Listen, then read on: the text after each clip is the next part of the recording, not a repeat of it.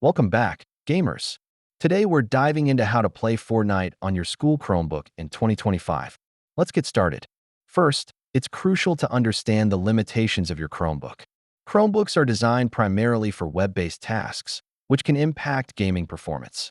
Make sure you install key software and extensions that can optimize your Chromebook for gaming.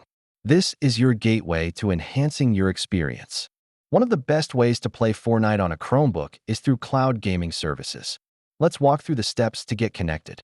To get the most out of your gaming experience, you'll want to tweak some settings on your Chromebook. Let's make those adjustments. Using a controller can greatly improve your gameplay. Here are some tips to ensure smooth connectivity and play. Run into issues while playing? Don't worry. Let's troubleshoot some common gameplay problems that might pop up. Remember, safety first. Here are the best practices when gaming at school to ensure a secure and fun experience. To wrap it up, we've covered the essentials to effectively play Fortnite on your Chromebook. Keep these tips in mind. Now that you're all set up, dive into Fortnite's challenges and modes and enjoy your gaming adventure.